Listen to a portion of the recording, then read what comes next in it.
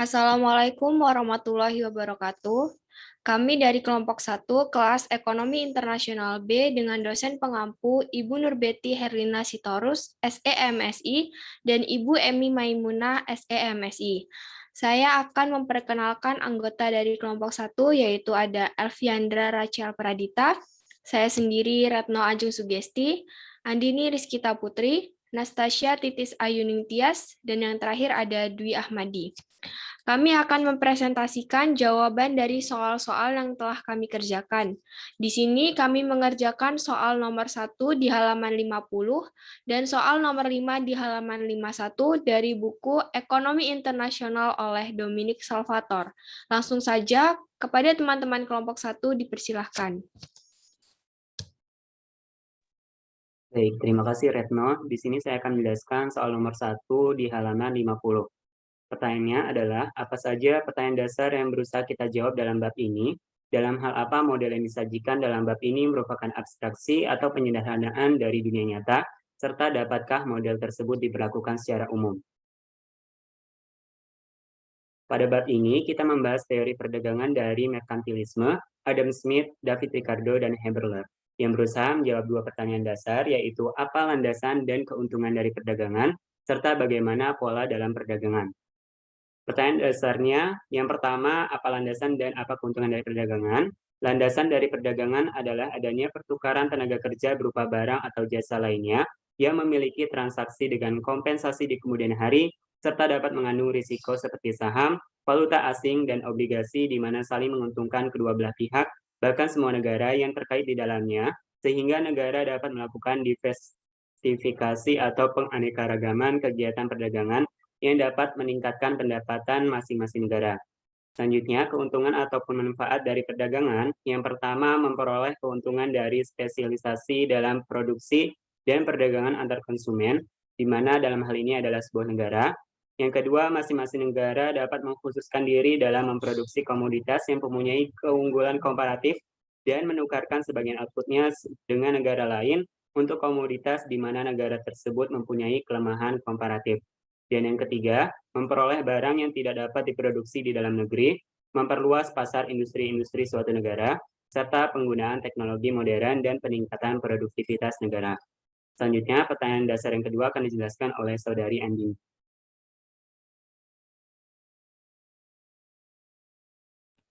Baik, saya akan melanjutkan menjawab pertanyaan tentang bagaimana pola perdagangannya, perkembangan teori merkantilisme Adam Smith dan David Ricardo Haberler membantu menjelaskan pola perdagangan internasional di dunia perekonomian, menawarkan suatu penjelasan yang berkaitan dengan perdagangan internasional.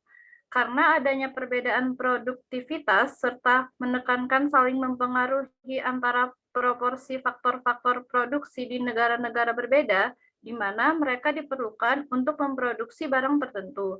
Dalam penjelasan ini, percaya pada asumsi bahwa negara-negara mempunyai macam-macam endowment berupa faktor-faktor produksi. Teori yang sudah disampaikan menyatakan bahwa lebih sedikit penjelasan kuat dunia nyata tentang pola perdagangan dibanding pemikiran-pemikiran yang muncul.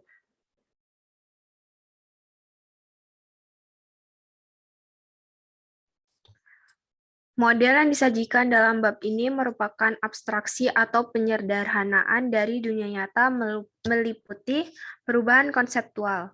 Teori perdagangan merkantilisme yang percaya bahwa negara bisa mendapatkan keuntungan dari perdagangan internasional hanya dengan mengorbankan negara-negara lain di mana hasilnya membuat perdagangan semakin tertutup atau ketat. Perubahan muncul ketika Adam Smith mengasumsikan dunia dengan dua negara, dua komoditas, bagaimanapun hanya dapat menjelaskan sebagian kecil dari perdagangan internasional saat ini. Selanjutnya, David Ricardo memperkenalkan keunggulan komparatif di mana negara harus mengkhususkan diri dalam produksi dan ekspor dari komoditas yang mempunyai kelemahan absolut lebih kecil, namun nilai tenaga kerja tidak dapat diterima. Gottfried Haberler datang menyelamatkan model perdagangan dengan menjelaskan hukum keunggulan komparatif dalam hal teori biaya opportunities, di mana biaya komoditas adalah jumlah komoditas kedua yang harus diberikan untuk mendapatkan sumber daya yang hanya cukup untuk memproduksi satu unit tambahan komoditas pertama. Biaya opportunities komoditas inilah akan menjadi sama dengan harga relatif komoditas itu dan nilainya sama dengan kemiringan absolut dari garis batas kemungkinan produksi. Oke, selanjutnya ada pertanyaan, dapatkah model tersebut diperlakukan secara umum? Jawabannya ya. Dengan menggunakan abstraksi atau penyederhanaan dari dunia nyata, konsep dasar teori akan menemukan titik terang atau keberhasilan dari peneliti sebelumnya. Selain itu juga, dengan menggunakan konsep abstraksi, pembaca dapat lebih mudah memahami inti dari pembahasan tersebut.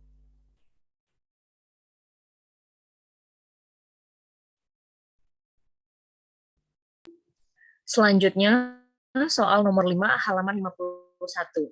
Gunakan informasi untuk kasus B di tabel 2.5 dan anggap bahwa tenaga kerja merupakan satu-satunya faktor produksi dan homogen atau satu jenis.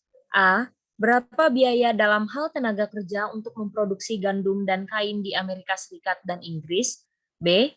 Berapa harga dolar gandum dan kain di Amerika Serikat jika tingkat upah adalah $6? C. Berapa harga pound sterling gandum dan kain di Inggris jika tingkat upah adalah 1 pound sterling? Jawabannya A. Misal upah di Amerika Serikat adalah $4 per jam, karena 1 jam menghasilkan 4 gandum di Amerika Serikat, jadi harga 1 gantang gandum adalah PG sama dengan $1. Karena 1 jam menghasilkan 3 kain, jadi PK sama dengan $1,33. Hasil ini didapat dari $4 dibagi 3. Kemudian, misal pada saat yang sama tingkat upah di Inggris adalah 1 pound sterling per jam, karena 1 jam menghasilkan 1 gandum di Inggris, jadi PG sama dengan 1 pound sterling. Demikian pula, karena 1 jam menghasilkan 2 kain, jadi PK sama dengan 0,5 pound sterling atau sama dengan $1 di Inggris. Perhitungannya menggunakan kurs 1 pound sterling sama dengan $2. Jika kurs antara dolar dan pound sterling bukan 1 pound sterling sama dengan $1, atau sehingga tingkat upah Inggris adalah 1/4 tingkat upah Amerika Serikat, harga dolar gandum di Inggris akan sama dengan PG sama dengan 1 pound sterling atau sama dengan $1. Karena ini harga yang sama seperti Amerika Serikat, maka Amerika Serikat tidak bisa mengekspor gandum ke Inggris pada kurs ini. Pada saat yang sama, PK sama dengan 0,5 atau sama dengan $0,50 di Inggris, dan Inggris akan mengekspor kain bahkan lebih banyak dari sebelumnya ke Amerika Serikat, perdagangan akan tidak seimbang dan memihak Inggris. Dan nilai tukar antara dolar dan pound sterling, yaitu harga dolar dalam pound sterling, akan meningkat. Begitupun sebaliknya. Selanjutnya akan dijelaskan oleh Natasha. Oke, selanjutnya yang B. Pengerjaan sama seperti yang A. Jadi karena tingkat upah jadi $6 per jam, maka di Amerika Serikat harga untuk 1 gantang gandum adalah $1,5 dan untuk 1 meter kain adalah $2. Lalu yang C, karena tingkat upah adalah 1 pound sterling per jam, maka di Inggris untuk harga 1 gantang gandum adalah 1 pound sterling dan untuk kain per meternya adalah 2 pound sterling.